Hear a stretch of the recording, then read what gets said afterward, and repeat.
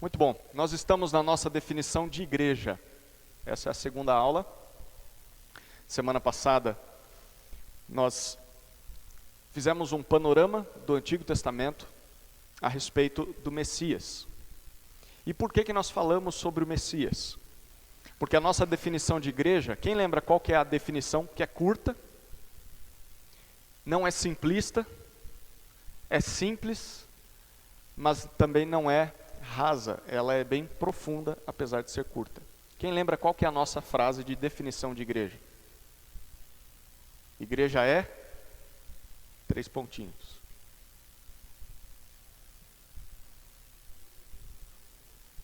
Igreja é a comunidade de discípulos de Jesus Cristo.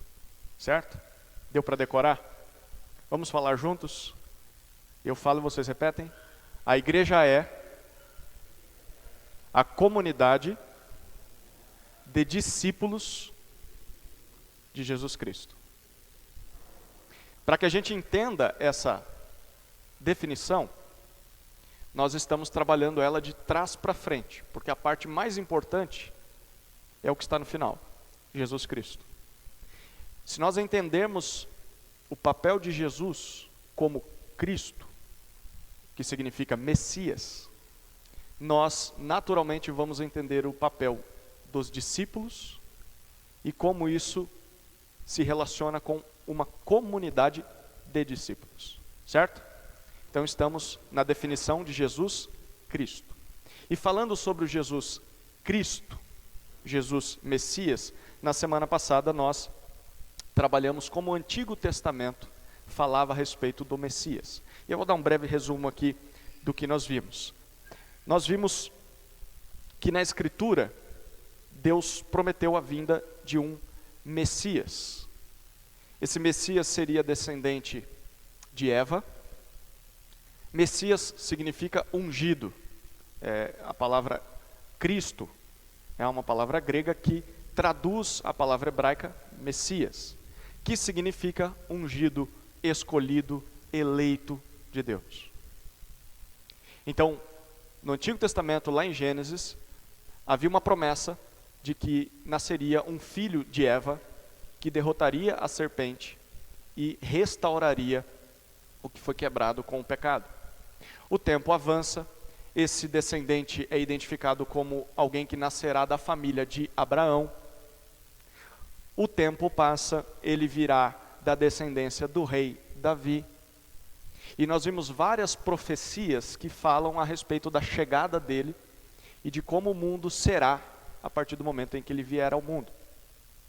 A criação será restaurada. Tanto o homem, quanto a natureza, os animais, o cosmos como um todo. Todas as coisas serão restauradas. A ponto de nós lermos profecias que diziam que o leão vai brincar perto da criança e a criança perto da serpente e em paz. Nesse dia haverá paz, haverá harmonia e será um reino eterno. Aqueles que se submeterem ao Messias reinarão com ele nesse novo mundo, nessa nova criação que Deus está por fazer no Messias, a partir do Messias. Isso o Antigo Testamento falou. Agora nós vamos passar para o Novo Testamento e ver como o Novo Testamento trabalha essa questão de Messias. Quem é o Messias? Quando é que ele veio? Como a sua obra se cumpriu? E esse novo mundo já começou ou não começou? Irá começar? É isso que nós vamos começar a falar aqui hoje. Tá bom? Tudo bem até aqui? Estamos juntos? Alguém tem alguma dúvida sobre o Messias prometido no Antigo Testamento? Tá bom, então vamos agora começar a falar sobre o Novo Testamento e a relação do Novo Testamento com essa imagem do Messias. Lucas 3, versos de 1 a 20, quem quer começar lendo? Alguma coisa aconteceu de fevereiro para cá, não sei se foi porque mudamos o palco para a direção do palco, não sei se é o frio, ou se era a irmã Gislene que não estava aí domingo passado. Parece que os irmãos estão assim com mais... Ou se... O seu tema é maçante, às vezes acontece isso também. Mas vamos participar, interagir. Quem quer ler Lucas, capítulo 3, verso de 1 a 20? A gente tem o Timóteo lá no fundo que voltou. Geralmente o pessoal vai hibernar no inverno, o Timóteo aparece no inverno. A gente tem duas moças aqui na frente também que eu não reconheço, que nos visitam. Tem mais alguém? Acho que não.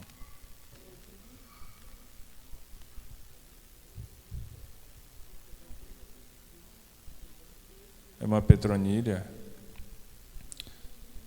Veio depois de tanto tempo. Quem vai ler? Ivone. No 15º ano do reinado de Tibério César, quando Pôncio Pilato era governador da Judéia, Herodes, tetrarca da Galileia, seu irmão Filipe, tetrarca da Itoreia, e Traconites e Lisânias, tetrarcas de Abilene. Anás e Caifás exerciam o sumo sacerdócio. Foi nesse ano que veio a palavra do Senhor a João, filho de Zacarias, no deserto. Ele percorreu todas as regiões próximas ao Jordão, pregando um batismo e arrependimento para o perdão dos pecados. Como está escrito no livro das palavras de Isaías, o profeta: voz do que clama no deserto, prepare o caminho para o Senhor, façam veredas retas para Ele. Todo vale será aterrado e todas as montanhas e colinas niveladas. As estradas tortuosas serão endireitadas e os caminhos acidentados aplanados. E toda a humanidade verá a salvação de Deus.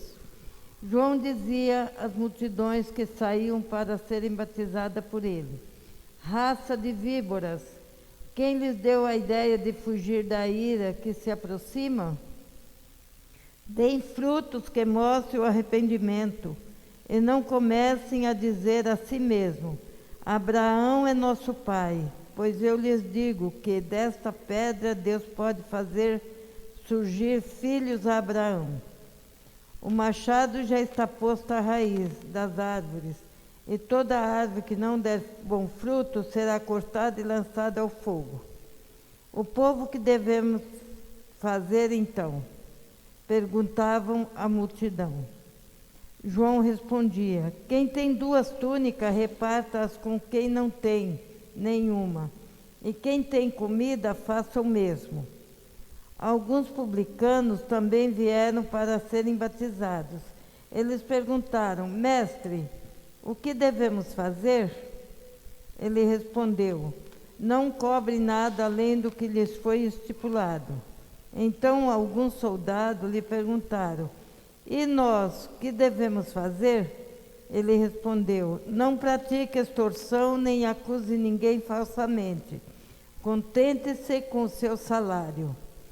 O povo estava em grande expectativa, questionando em seus corações se acaso João não seria o Cristo. João respondeu a todos: eu os batizo com água, mas virá alguém mais poderoso do que eu, tanto que não sou digno nem de curvar-me e desamarrar as correias das suas sandálias. Ele os batizará com o Espírito Santo e com fogo.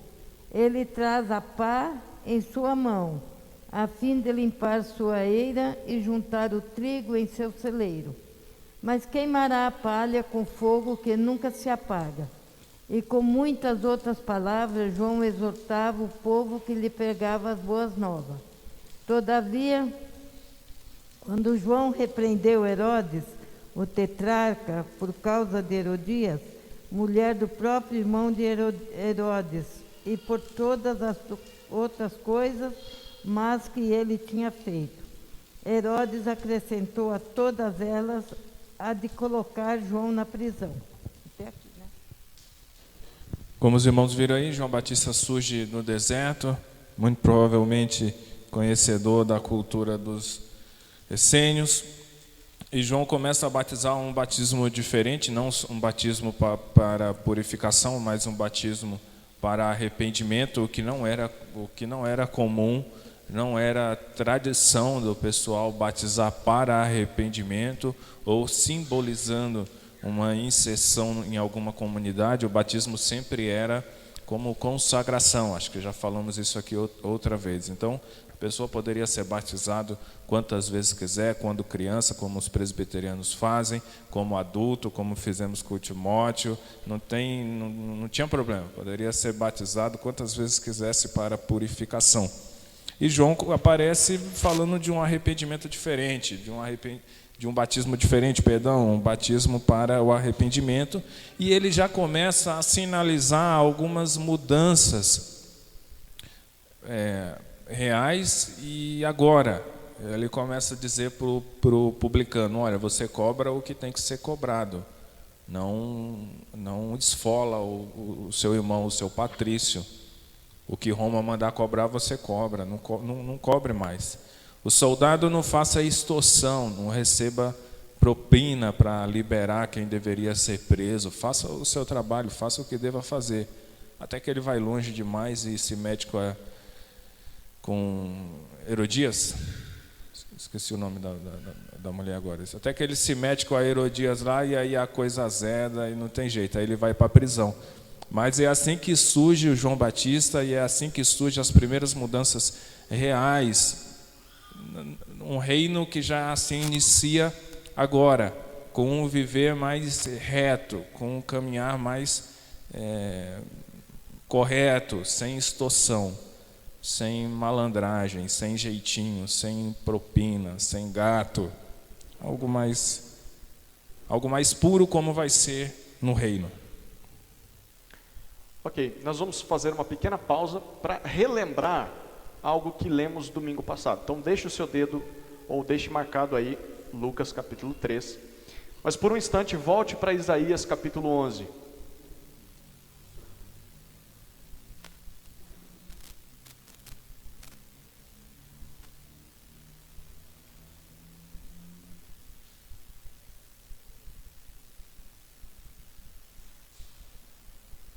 Isaías capítulo 11,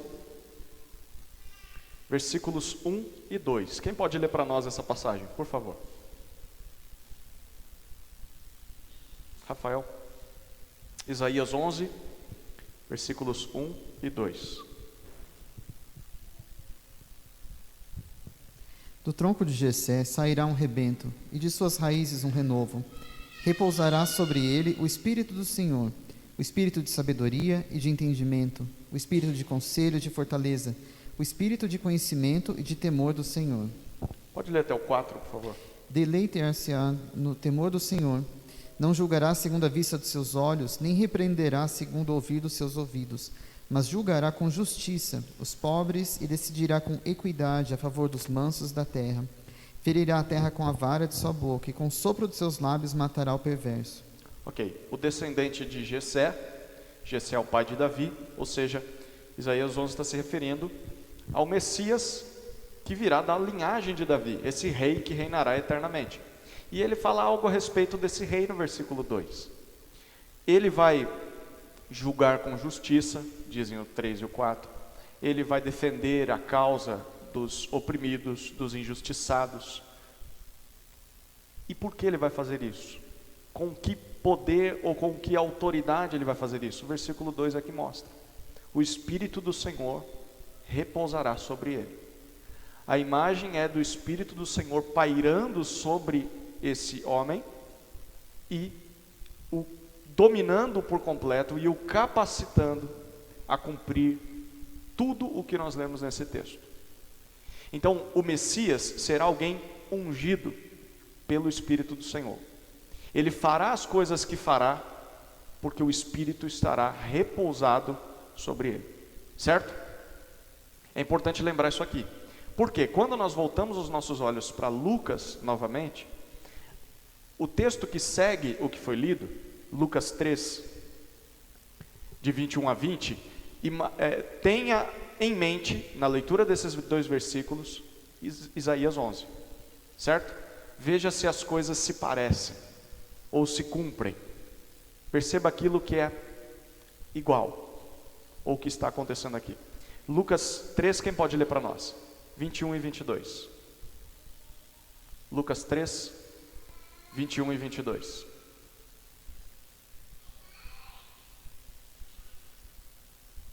Alisson, pode ler.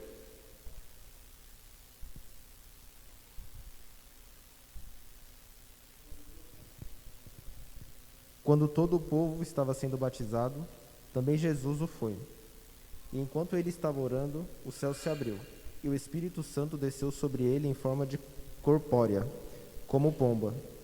Então veio do céu uma voz: Tu és o meu filho amado, em ti me agrado. Ok, o que é parecido aqui com Isaías 11 que nós lemos? O Espírito Santo, repousando sobre quem? Sobre Jesus. As pessoas estavam ali se questionando, será que João Batista é o Messias? É o Cristo? E João diz, não sou eu estou preparando o caminho para que ele venha. Então as pessoas se arrependiam e esperavam a chegada do Cristo. Você se lembra, o Gideão falou que os judeus eles se batizavam por qualquer coisa, como purificação, e podiam se rebatizar várias vezes. Mas arrependimento não era uma coisa que o judeu considerava necessária. Porque eles diziam, arrependimento são para os pagãos, os que têm ídolos, deuses. Nós não, nós servimos ao único Deus, nós não precisamos nos arrepender. Mas João está pregando arrependimento para todos. E ele está começando pela casa de Israel. Ele diz para os religiosos, para os judeus, de forma geral, se arrependam. A chegada do Cristo envolve arrependimento. Vocês terão de se arrepender para participar do que ele vai fazer. E então aparece Jesus, é batizado por João Batista, e nesse momento, a imagem do Espírito Santo descendo como se fosse uma pomba, está sendo claramente descrita no texto. O leitor atento, ele logo se remete a Isaías 11. É o que Isaías profetizou, que o Cristo, o descendente da raiz de Jessé, seria ungido pelo Espírito, e ele vai fazer tudo aquilo que nós lemos em Isaías 11, ele vai implementar o reino de Deus, começando pela unção do Espírito, e é isso que Lucas está nos mostrando. Ou seja, Lucas está dizendo, Jesus é o Messias, prometido no Antigo Testamento. Se nós tivéssemos aqui um judeu, ele se levantaria e jogaria uma cadeira em nós, ou simplesmente iria embora, porque para ele isso é inconcebível, eles não reconhecem que o Messias veio ainda, eles não reconhecem Jesus como o Messias, mas os autores do Novo Testamento reconhecem, e Lucas está deixando isso muito bem claro. Nós avançamos um pouquinho e chegamos no capítulo 4, versículos 1 e 2, quem pode ler para nós? Capítulo 4, versículos 1 e 2, o Gil vai ler. Jesus, cheio do Espírito Santo, voltou do Jordão e foi levado pelo Espírito ao deserto, onde durante 40 dias foi tentado pelo diabo. Não comeu nada durante esses dias, e ao fim deles teve fome. Ok, nós conhecemos bem essa passagem. Você se lembra que quando Jesus é batizado, ouve-se a voz do céu dizendo o quê? Tu és meu filho amado, em quem tenho grande alegria. Não foi isso que se ouviu no batismo de Jesus? No Antigo Testamento, o Filho de Deus, amado de Deus, era o povo dele, era Israel. Mas agora quem ouve isso não é Israel. Quem ouve essa frase, você é o meu filho, a quem eu amo e em quem tenho alegria, quem está ouvindo essa frase é Jesus, o Messias. E agora o Messias é levado para o deserto. E quem é que empurra ele para o deserto? O Espírito que está sobre ele. E ele é conduzido para o Espírito, e ali por 40 dias e 40 noites, ele é tentado pelo diabo. E ele vence essa tentação, como nós bem sabemos. Então, no deserto, Jesus, o Messias, passa 40 dias sendo tentado em jejum e vence a tentação. Quem é que passou 40 anos no deserto sendo tentado e cedeu à tentação? O povo de Israel. Vocês estão vendo o paralelo e ao mesmo tempo as diferenças? Quem era o povo amado, filho de Deus? Israel. Israel foi para o deserto e falhou. Agora no Novo Testamento aparece o Messias. Ele é o filho amado de Deus, o Espírito de Deus está sobre ele, e ele é levado ao deserto e ele vence a tentação. Ele faz o que Israel não fez. Ele é o que Israel não conseguiu ser. E aí no versículo 13, quem foi que leu para nós? O Gil? Leu 13 também, Gil, por favor. Capítulo 4, versículo 13.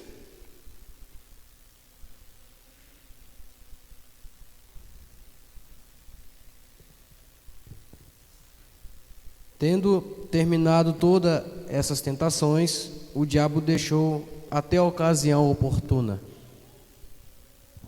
E aí nós temos o versículo 14, pode ler o 14. Jesus voltou para a Galiléia no poder do Espírito, e por toda aquela região se espalhou a sua fama. Ok, agora nós temos algo interessante acontecendo com Jesus. Ele é tentado, ele vence a tentação, e ele volta do deserto para, o texto diz aí, a Galiléia. Onde a Galiléia ficava? Fazia parte de qual domínio? De qual nação?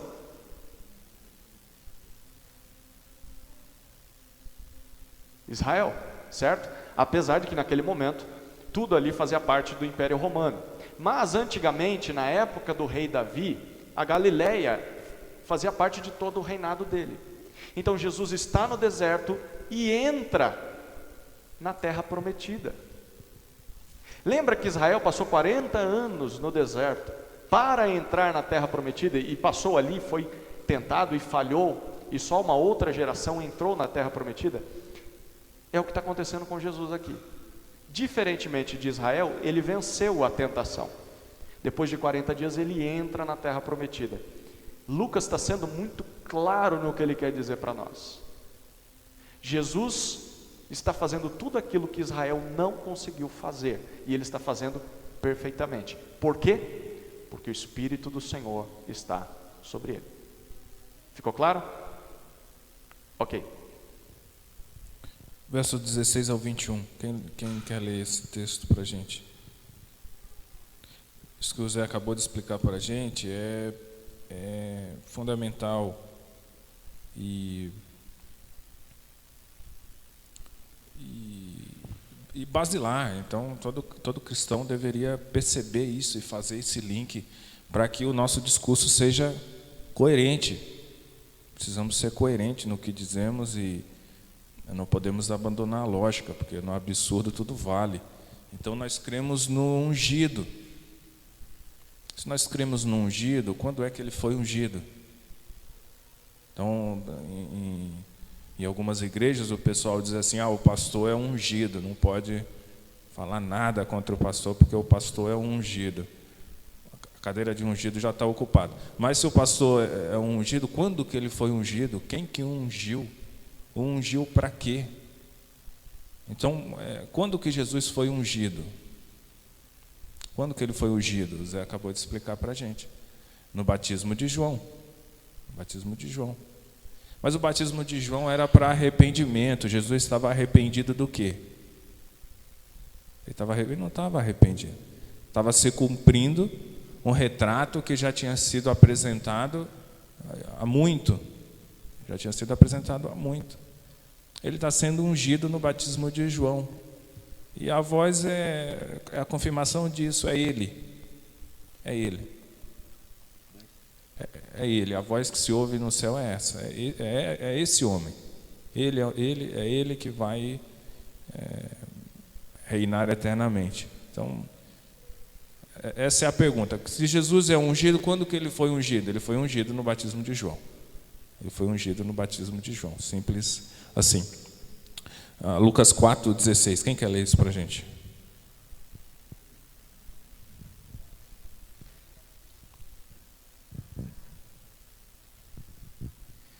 Indo para Nazaré, onde fora criado, entrou num sábado na sinagoga, segundo seu costume, e levantou-se para ler.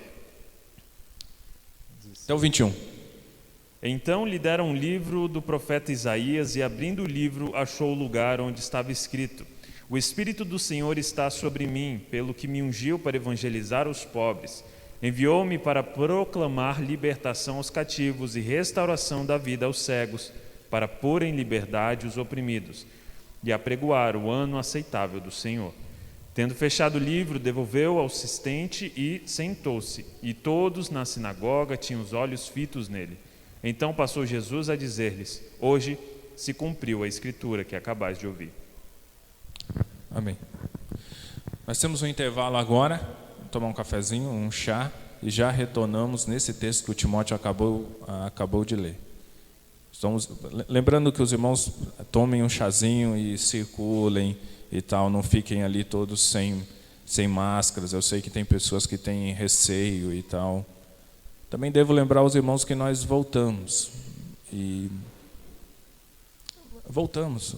a nos reunir. Então, o que isso significa? Significa que estamos nos expondo. Então, vamos tomar cuidado para não nos expor ainda mais. Mas já estamos nos expondo. Então, vamos para o intervalo, 10 minutos.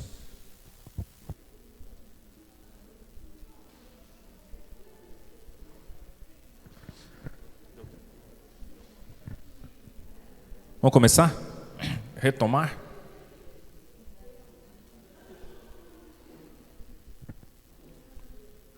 Paramos em Lucas capítulo 4, verso 16.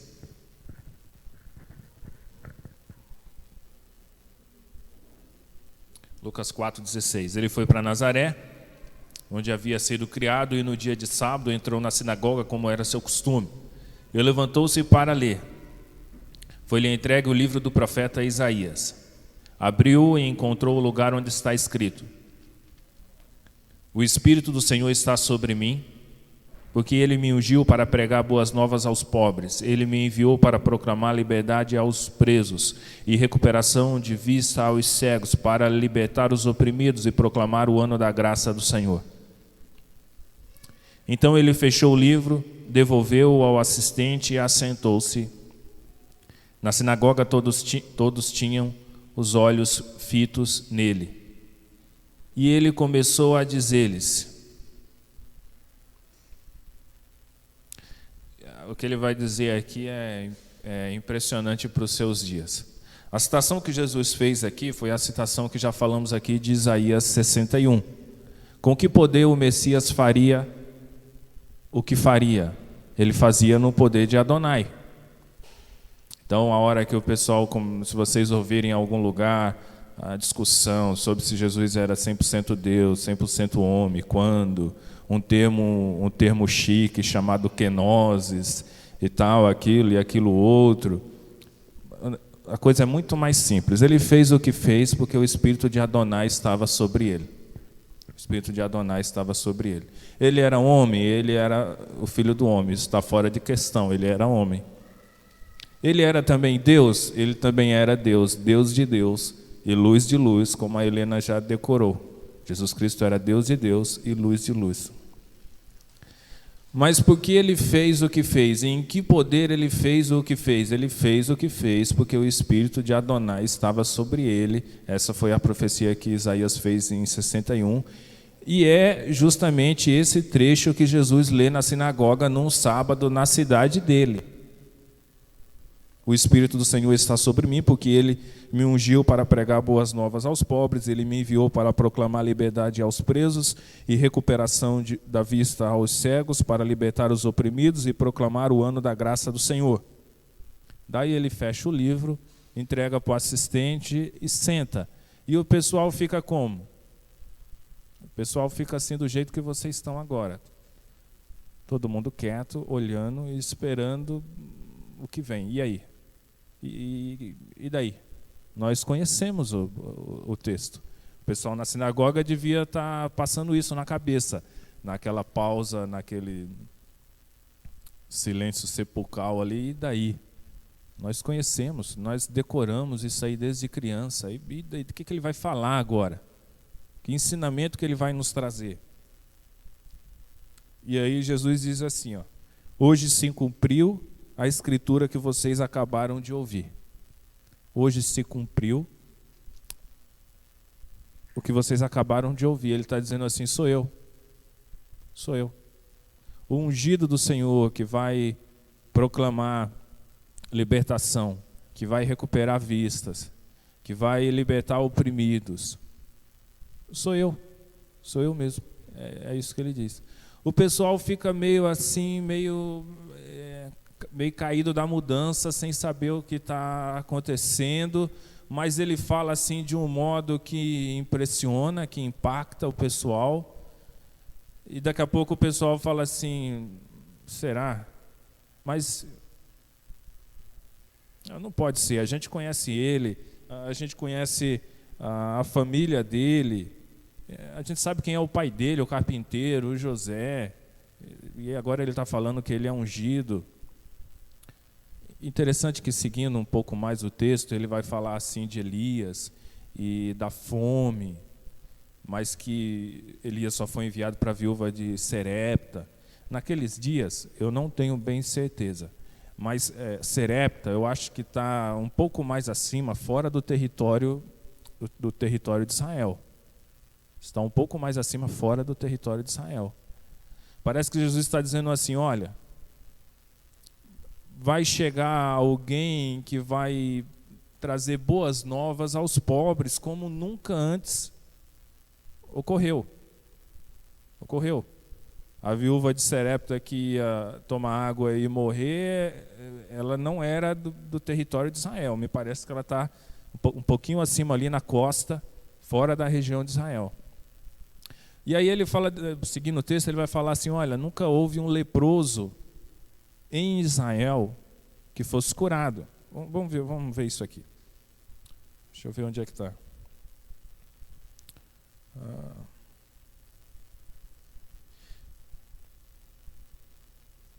Eu vou continuar lendo, está lá no 27 como o Zé me ajudou, mas vamos continuar lendo que fica mais claro.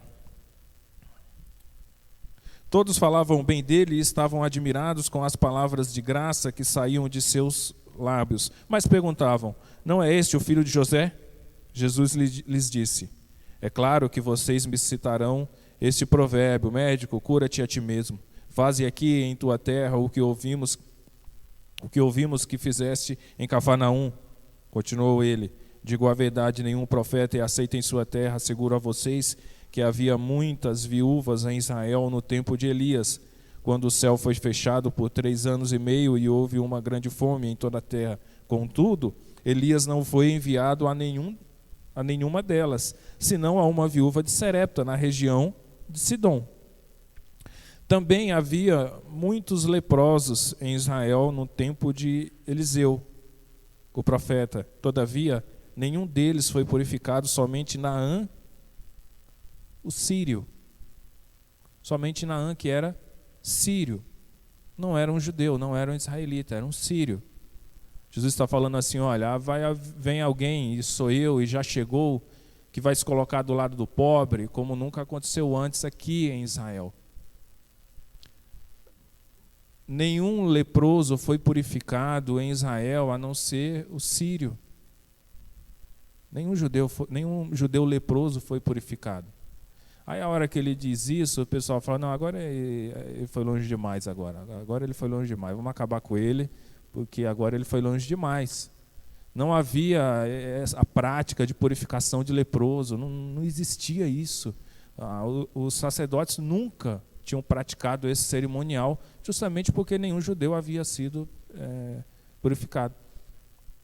Então é assim que Jesus se apresenta. É assim que Jesus fala na sinagoga num sábado: olha, sou eu, ungido, o Espírito de Adonai está sobre mim. E o que eu vou fazer agora vocês nunca viram antes, justamente porque não veio nenhum ungido antes de mim. Ok?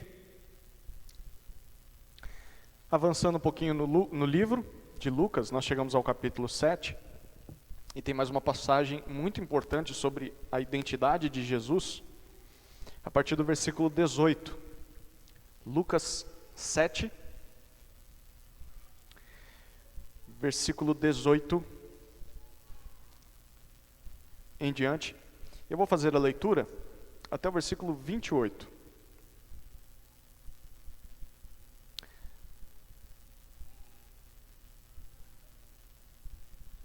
Diz assim: os discípulos de João contaram-lhe todas essas coisas.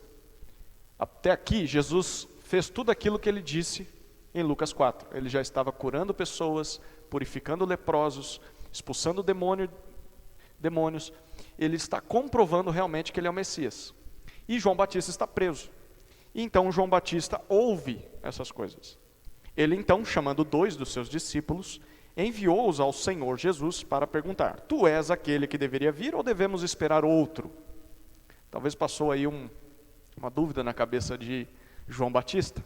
Será mesmo que era Jesus o ungido? Porque ele estava preso, ele não estava vendo essas coisas. Olha que ministério de João Batista, né? Ele prepara o caminho, quando o Messias chega, ele não pode experimentar, ele não pode ver nada do que o Messias faz porque ele está preso. E a gente sabe que daqui dessa prisão ele não sai. Ele vai morrer aqui. E ele pergunta: és tu mesmo? Será que eu estou certo, confiando de que você é o Messias?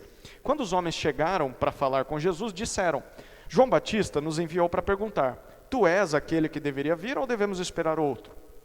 Naquela mesma hora, Jesus curou muita gente de doenças, de enfermidades e de espíritos malignos, e deu visão a muitos cegos. Então lhes respondeu: ide e contai a João o que tendes visto e ouvido. Cegos vêm, paralíticos andam, leprosos são purificados e surdos ouvem. Mortos são ressuscitados e o evangelho é anunciado aos pobres. Bem-aventurado quem não se escandalizar por minha causa. O que Jesus está dizendo? Sim, sou eu. Só que eu não vou responder assim. Contem para ele o que vocês estão vendo. Vocês estão vendo a Escritura se cumprindo. Todas as profecias estão sendo cumpridas em mim. É só dizer isso para João Batista. O texto continua: e quando os mensageiros de João se retiraram, Jesus começou a dizer às multidões a respeito de João: que fostes ver no deserto? Um caniço agitado pelo vento? Mas que fostes ver? Um homem trajado de roupas finas? Os que se vestem com pompa e vivem no luxo, estão nos palácios dos reis. Mas que fostes ver? Um profeta? Sim, vos digo, muito mais que profeta. Este é aquele sobre quem está escrito: estou enviando à tua frente o meu mensageiro, que preparará diante de ti o teu caminho. Pois eu vos digo que entre os nascidos de mulher não há outro maior que João, mas o menor no reino de Deus é maior que ele. Eu vou ler até o 35. E todo o povo que o ouviu, até mesmo os publicanos, reconheceram a justiça de Deus e receberam o batismo de João. Mas os fariseus e os doutores da lei rejeitaram o plano de Deus para si mesmos, pois não foram batizados por João. A que, pois, compararei os homens dessa geração?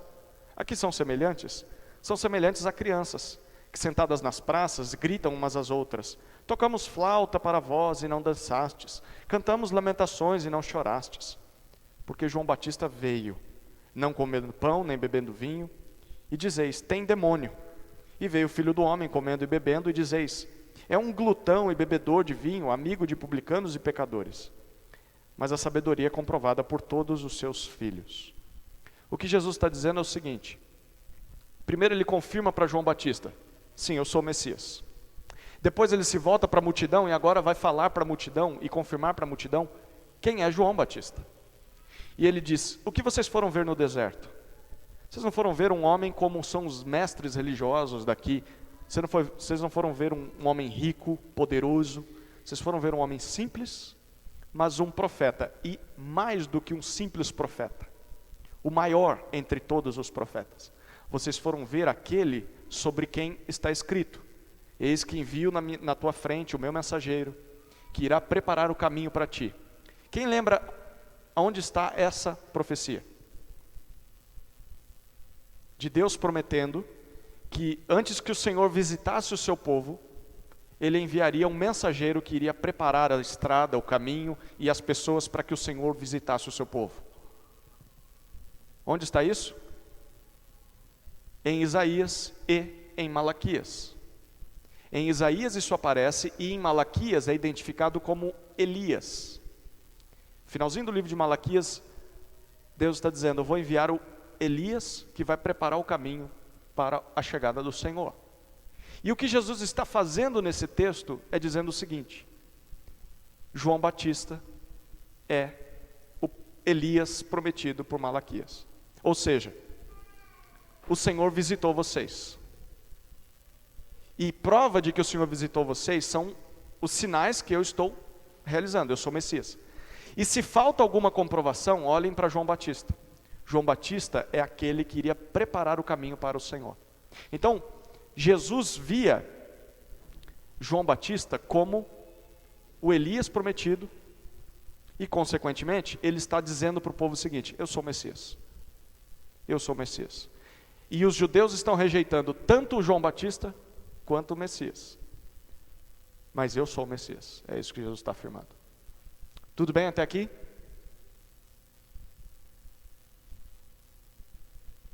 Então o que nós vimos é, no Novo Testamento, tudo isso que nós falamos até aqui pode ser resumido nessa frase. No Novo Testamento, Jesus é identificado e é comprovado como o Messias prometido do Antigo Testamento, pelo Antigo Testamento. O Novo Testamento apresenta isso. Jesus é o Messias. Tudo bem até aqui? Ok. Vimos o Antigo Testamento, vimos o Novo Testamento a respeito do Messias. E agora nós vamos entrar numa terceira parte, falando sobre Jesus. Sobre o reino. Ele não só é um Messias, como ele inicia o reino que o pessoal esperava de muito também.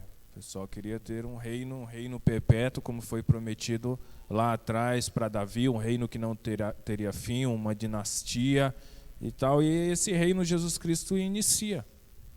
Jesus Cristo inicia. Não só ele se identifica como ungido, não só ele dá provas indiscutíveis de que ele é ungido, como entre uma e outra ele diz: olha, o reino está próximo, arrependam-se e creiam nas boas novas. O reino está próximo. Está em Marcos, acho que 1,15. O reino está próximo. Um reino diferente do que o pessoal esperava. O pessoal tinha uma expectativa de um reino apoteótico, liberto de Roma, mas a gente já viu que esse reino é iniciado ainda sobre a presença de Roma, porque João Batista vai dizer, olha, para o publicano, e o publicano cobrava imposto do judeu a mando de Roma, ele vai dizer para o publicano, olha, não cobre mais do que é devido. Ele está dizendo, olha, continuem se sujeitando a Roma. Roma está mandando você cobrar do seu povo, cobre, mas só cobre o que Roma mandar. Então esse reino é iniciado. Não é iniciado como o pessoal esperava, mas é iniciado. O reino já está próximo e já chegou quando Jesus Cristo é ungido. Ok? Alguma pergunta em relação a isso? Algum questionamento? Alguma discordância? Um bocejo? Alguém? Vamos seguir. Marcos 10, 45. Quem lê isso para a gente?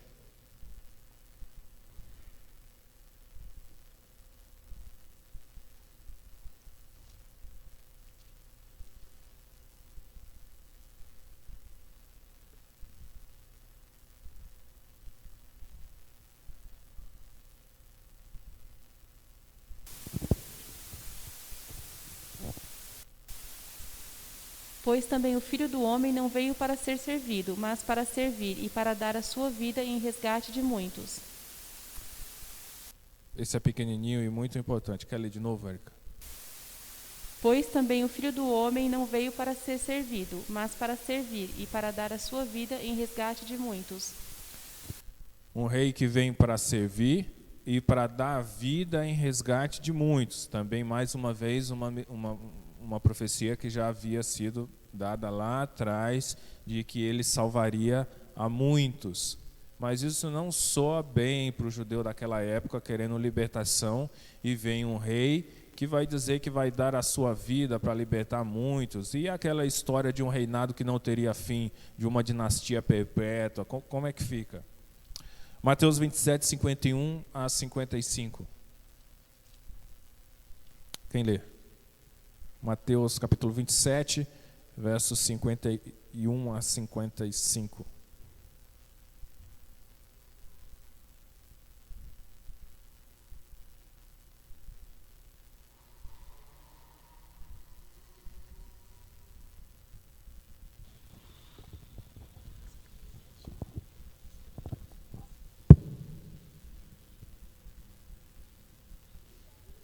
É 27, 51 a 55?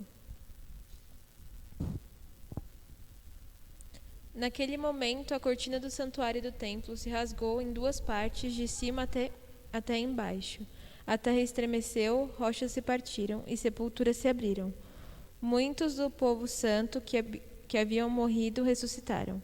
Saíram do cemitério depois da ressurreição de Jesus, entraram na cidade santa de Jerusalém e apareceram a muita gente.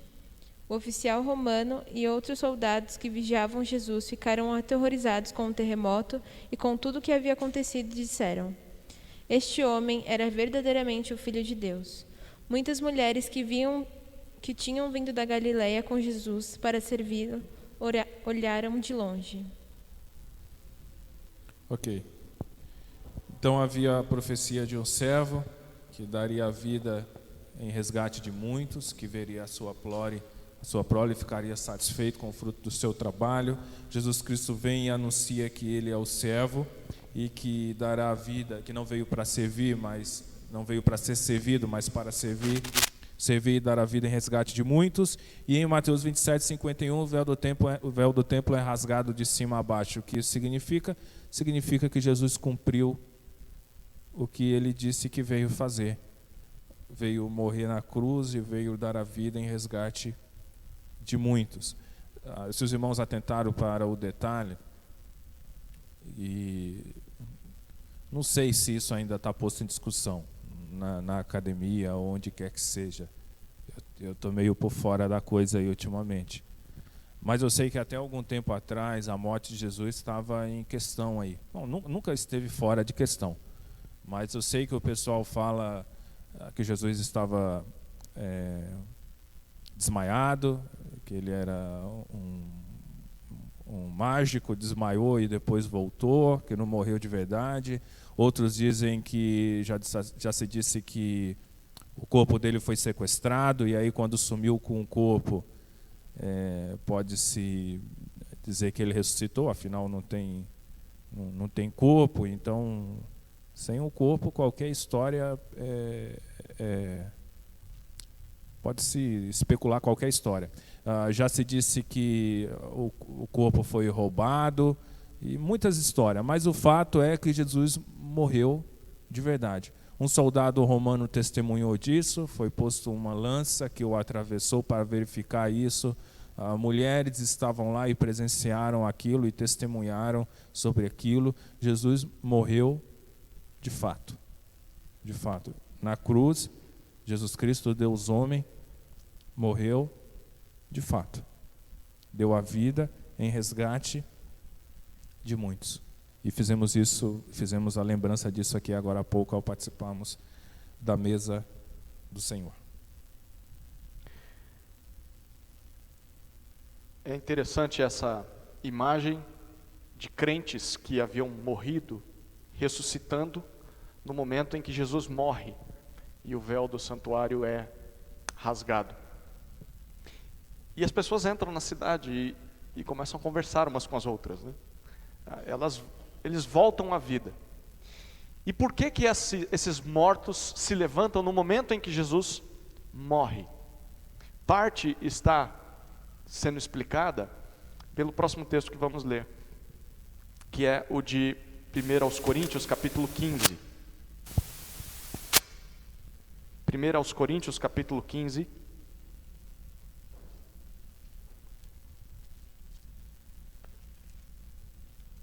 Versículo 20.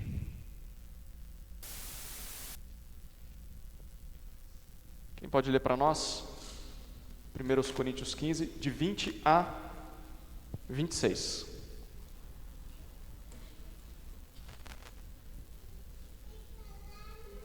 Irmã Ivone. 1 aos Coríntios 15, de 20 a 26. Espera o microfone, irmã. Está chegando aí. Isso. Pode ler. Mas de fato Cristo ressuscitou dentre os mortos, sendo as primícias dentre aqueles que dormiram. Visto que a morte veio por meio de um só homem, também a ressurreição dos mortos veio por meio de um só homem. Pois da mesma forma como em Adão todos morrem, em Cristo todos serão vivificados, mas cada um por sua vez. Cristo o primeiro, depois, quando ele vier, os que lhe pertencem. Então virá o fim, quando ele entregar o reino a Deus, o Pai, depois de ter destruído todo domínio, autoridade e poder. Pois é necessário que ele reine até que todos os seus inimigos sejam postos debaixo de seus pés. Até aqui? Até o 26. O último inimigo a ser destruído é a morte. Muito obrigado. Jesus, quando pregava, dizia: arrependei-vos, porque o reino do céu chegou, o reino de Deus chegou. Depois ele dizia: o reino de Deus está próximo. E segundo Paulo, nesse texto, ele está dizendo, quando Jesus ressuscita, e de fato ele ressuscitou, ele dá início ao reino de Deus nessa terra. E a prova disso é a própria ressurreição de Jesus.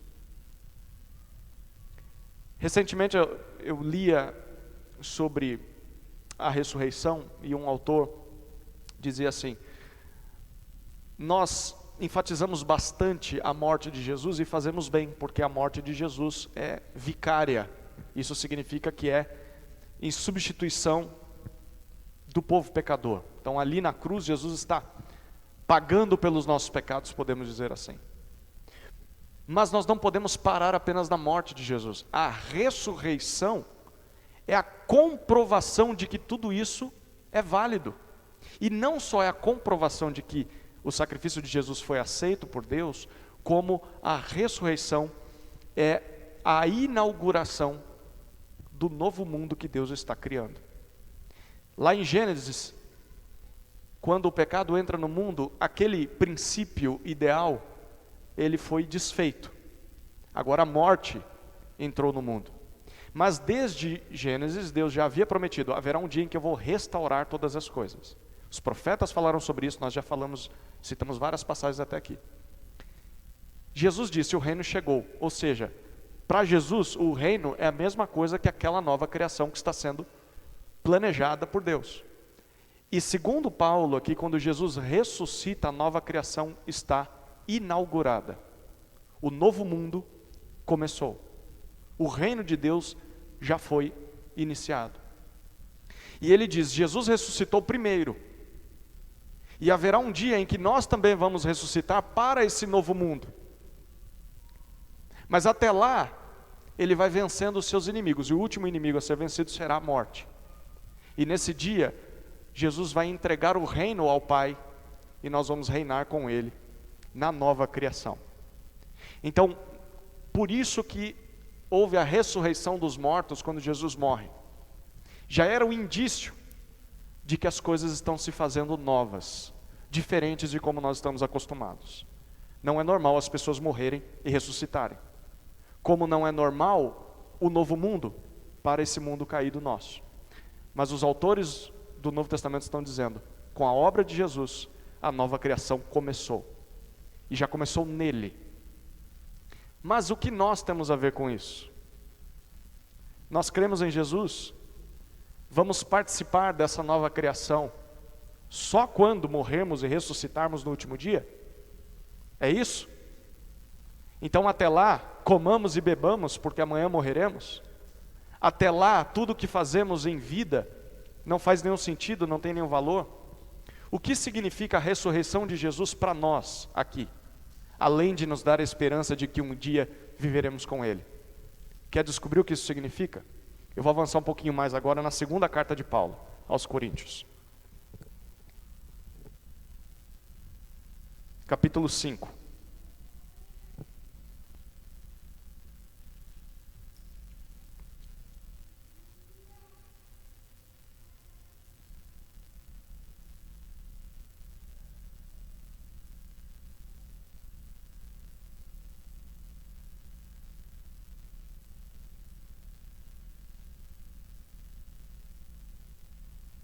Segunda carta de Paulo aos Coríntios, capítulo 5, versículos 16 a 19.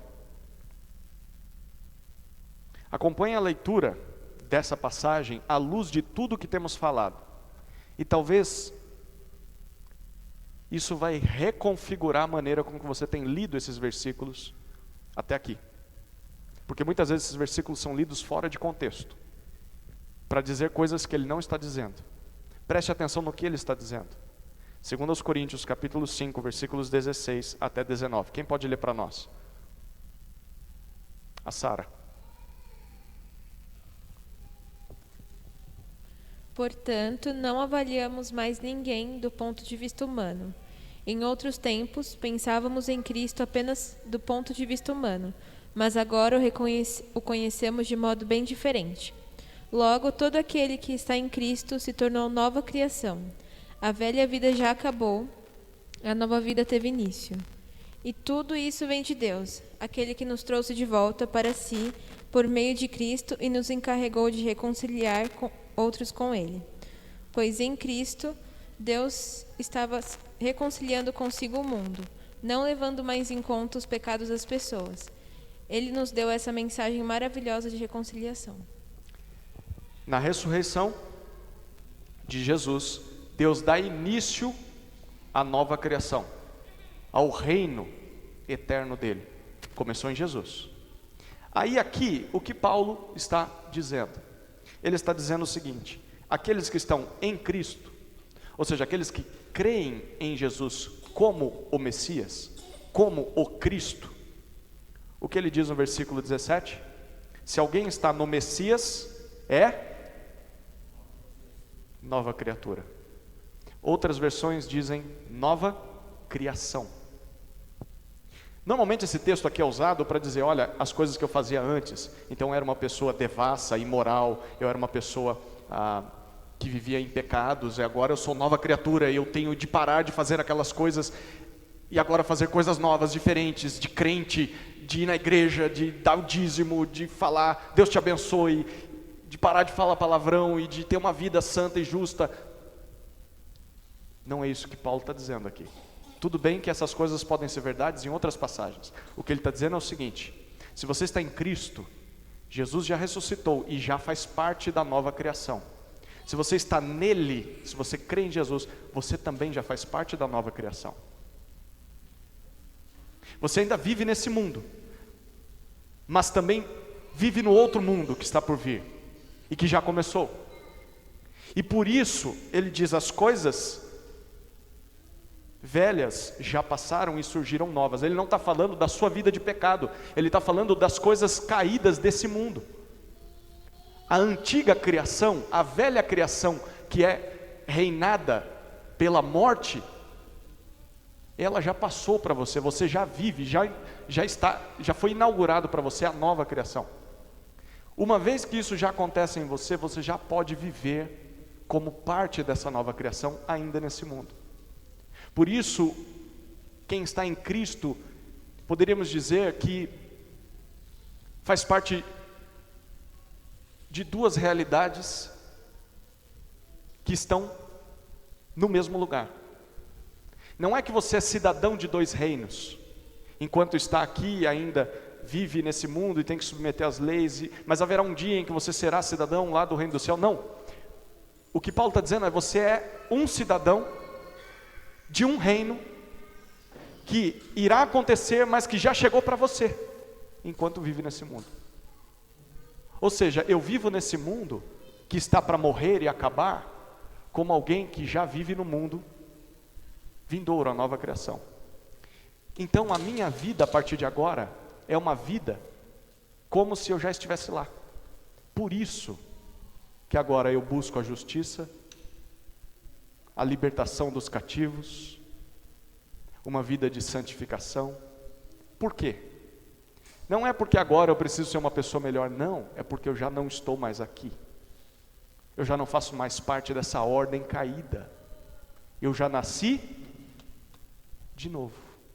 Eu faço parte da nova criação, como Jesus já faz. E esse reino está vindo até nós. Em outras palavras, nós vamos falar mais sobre isso quando domingo que vem tratarmos sobre quem é um discípulo. É como se nós aqui estivéssemos puxando uma corda, trazendo o reino vindouro para perto de nós.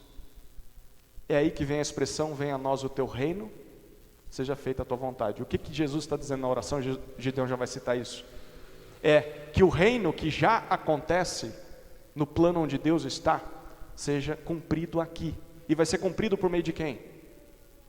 Os que estão em Cristo, os que são parte desse reino, a nova criação. Nós não somos cidadãos de dois mundos. Nós somos cidadãos do reino de Deus.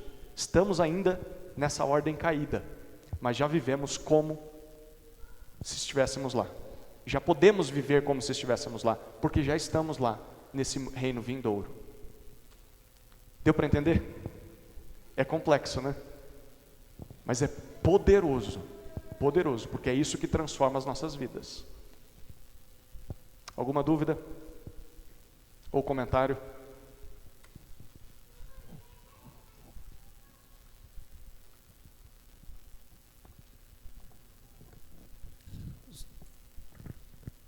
Os teólogos da América Latina, porque tem teólogo na América Latina também, como tem na Ásia, na África, no Oriente. Não tem só teólogo na América do Norte e na Europa, tem mais espalhado ao redor do mundo. Os da América Latina, eles têm uma expressão que eles dizem reinado. Jesus Cristo estabeleceu o seu reinado. Porque em todo reino, por uma questão óbvia, existe um rei. Onde está esse rei? Jesus Cristo já iniciou o reino. Quem que é o rei nesse reino? Pergunta retórica: quem que é o rei?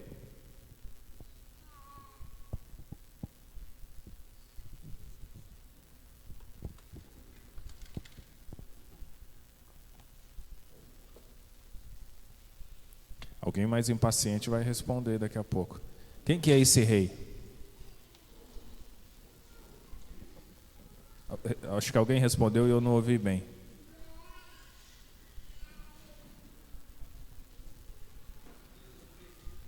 Jesus Cristo, alguém disse aí. Jesus Cristo é o rei nesse reino. E onde que ele está? Onde que ele está?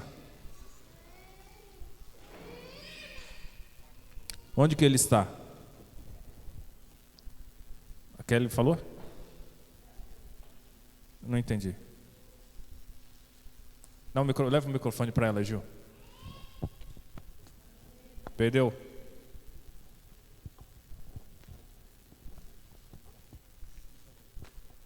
A Kelly está lá.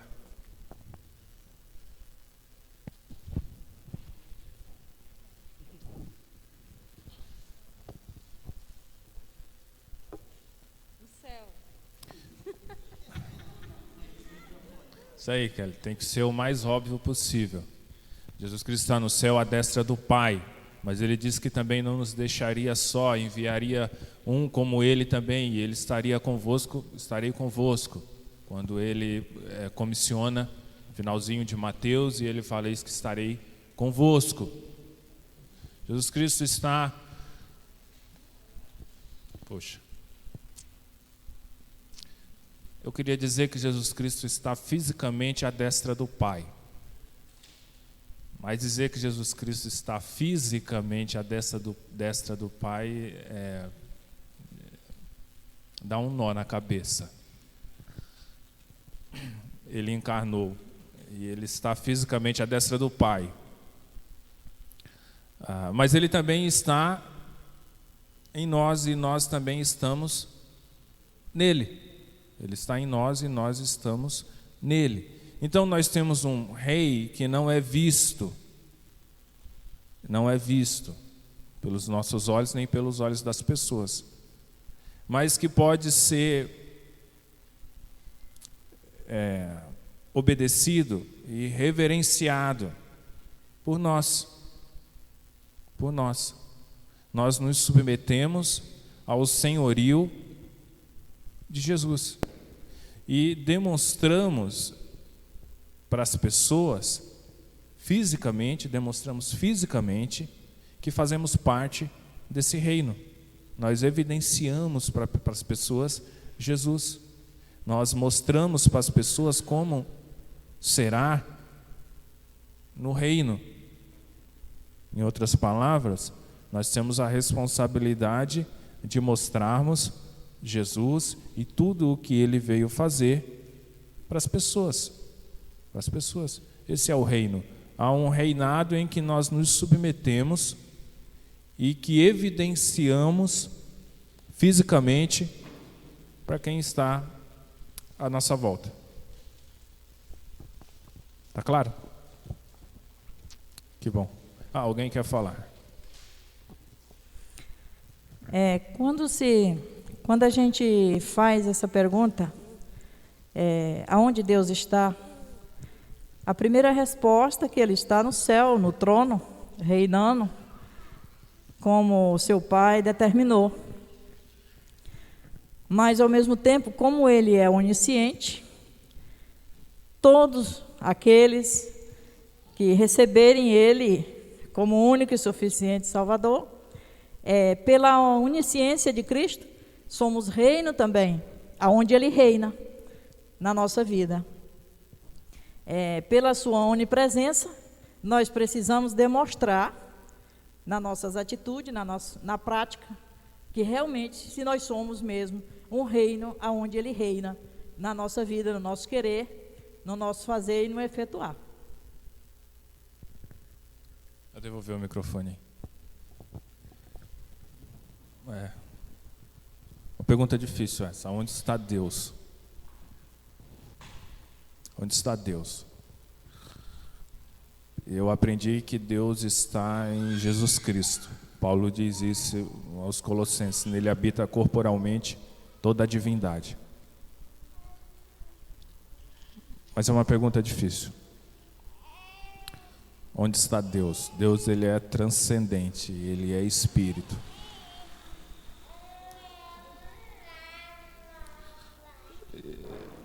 Hoje eu diria que Deus pode ser encontrado e pode ser acessado, invocado e podemos nos relacionar com Ele.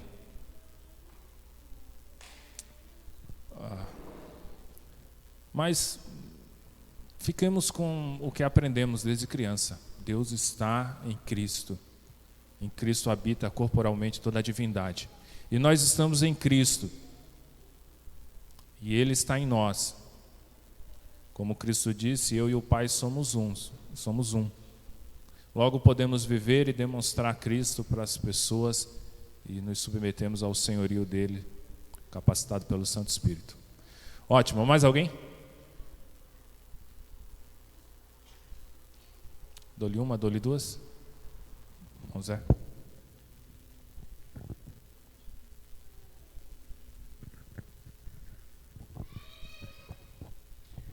Quando eu começo a refletir um pouco sobre a vida de Cristo, e aí como o Gidão está falando, né, que muitas vezes a gente se encontra num reino dividido, né, terra, céu, e a gente olhando para Jesus, que vem uma grande luta contra o eu, né?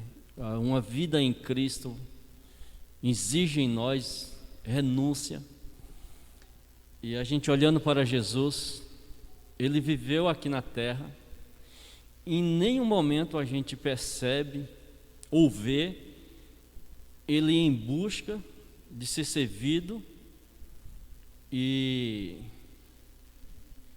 em nenhum momento a gente vê ele em busca de satisfação em algo terreno, material. E eu começo assim a refletir e olhar para o Tecinho. É uma grande luta, porque dentro de mim, muitas e muitas vezes,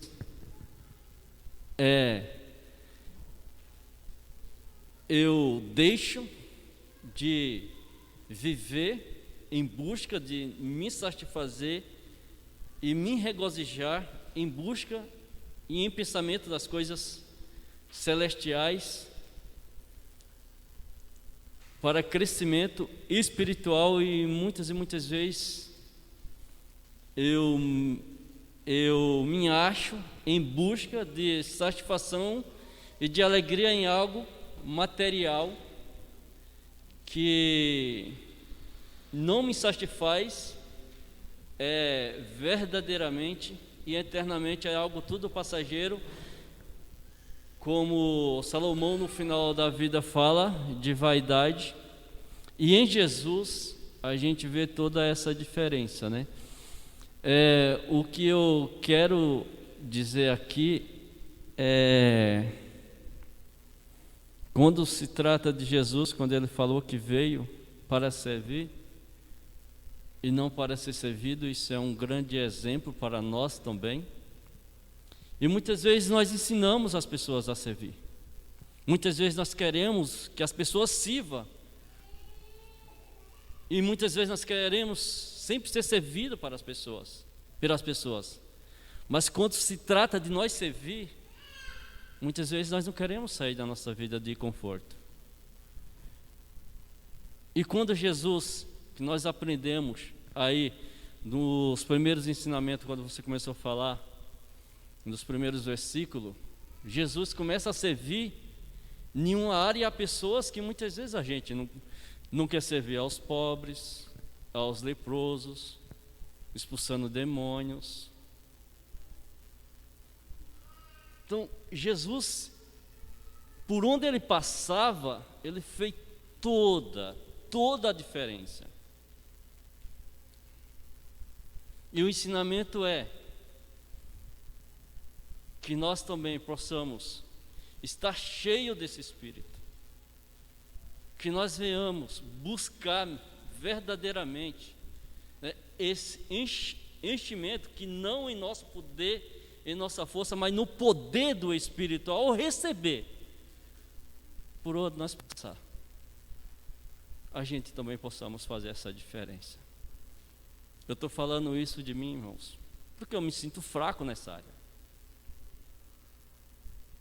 E eu só vou ser forte no momento que eu deixar que o poder do Espírito Santo faça essa diferença na minha vida. Olhamos para o exemplo de Jesus, foi o que foi mais falado.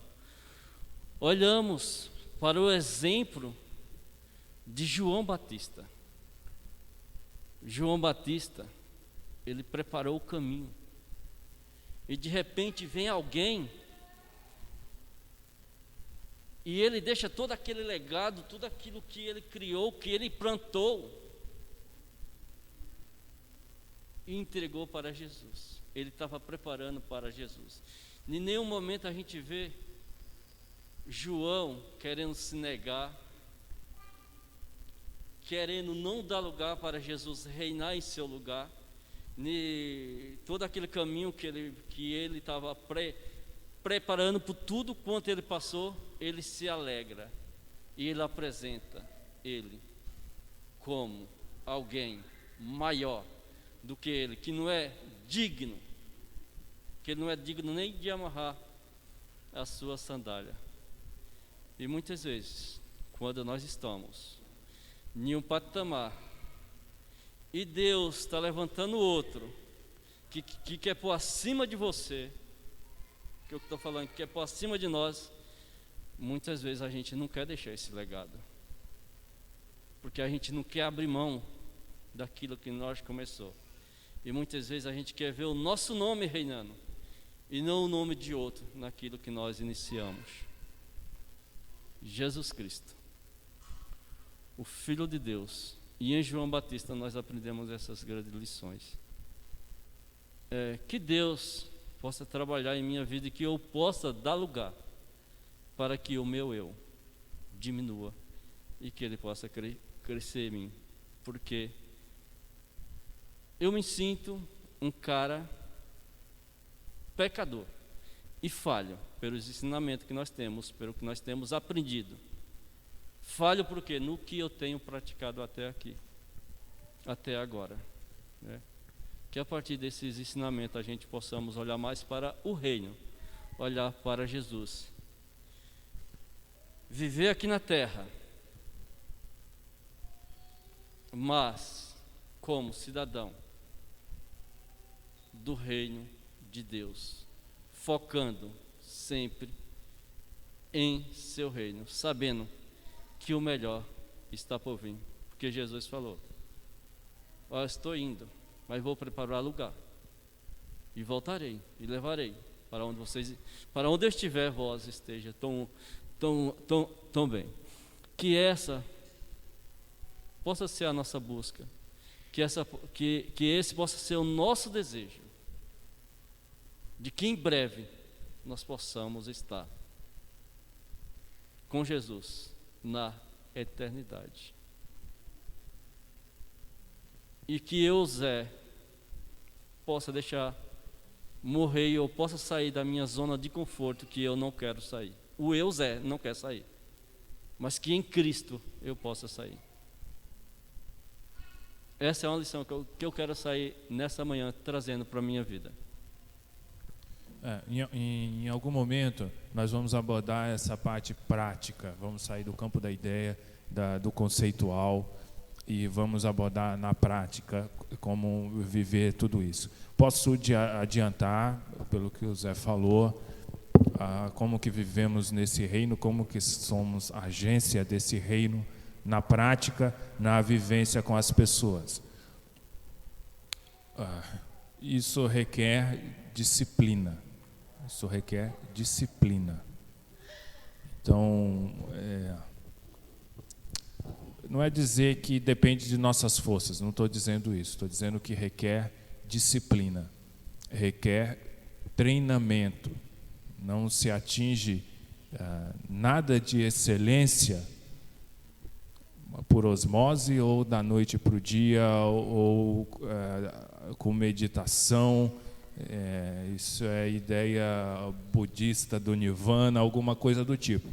A vida cristã na prática, no dia a dia, com as pessoas, com o filho, com a esposa, com o empregado, com o patrão, na ponta da faca, requer disciplina, requer treinamento. Requer treinamento. Então, temos um ideal, que é a estatura do varão perfeito, Cristo. Vamos atingir como? Plenamente só na eternidade. Mas como que caminhamos, como que somos renovados de glória em glória até atingir essa estatura do varão perfeito? Com disciplina. Com disciplina. Com disciplinas espirituais. Eu não queria adiantar para os irmãos não sumirem à noite. Mas à noite vamos falar sobre jejum. Quem já fez jejum aqui? Eu não estou falando de jejum para fazer exame médico, porque esse também é um jejum. Nem um jejum para emagrecer, porque esse também é um jejum. Estou falando de jejum como disciplina espiritual. Quem já fez aqui? Uma meia dúzia. Uma meia dúzia. Gostaria de fazer justiça que meu irmão Germano também faz jejum. Ele não está aqui, está com medo do corona, como eu também estou. Mas ele também faz jejum. Germano faz jejum. Os crentes batistas não gostam muito de fazer jejum. Somos tradicionalmente aqui de maioria batista, embora tenha um presbiteriano de berço aí que já fez jejum também. Mas falar em fazer jejum é algo esquisito, porque jejum é sem graça. Jejum é sem graça. A gente sente fome justamente Nas horas em que tem que fazer jejum para fazer o exame, é que dá vontade de comer alguma coisa. Aí que chato que tem que ficar em jejum. Mas o jejum é uma disciplina espiritual. É uma disciplina espiritual. Vamos ver um pouco disso hoje à noite. Como é uma disciplina espiritual a meditação? Mas ninguém consegue meditar. As redes sociais não permitem que ninguém medite. Não dá para meditar. Tem que ficar sem celular para meditar. Como é que eu vou meditar sem celular? Preciso do celular para tudo. Se não for o celular, preciso da televisão, de pessoas. Não, precisa meditar. A meditação é uma disciplina espiritual. A oração é uma disciplina espiritual. O culto é uma disciplina espiritual. A convivência com os santos é uma disciplina espiritual. O serviço uns aos outros é uma disciplina espiritual. Temos muitas disciplinas espirituais, muitas. Sem uma dedicação, sem um empenho em disciplinar, em treinar, então a gente fica no campo das ideias. A gente fica sempre tentando pegar o que não é alcançável, sempre secando gelo. Então, a fala do José vem nos dizer isso. Precisamos sair do campo das ideias e do conceito e viver na prática. Como é que vamos fazer isso? Só vamos fazer isso com disciplina, com treinamento. Sem disciplina, sem treinamento, vamos sempre ser bebês carecendo de leite, como é a linguagem que Paulo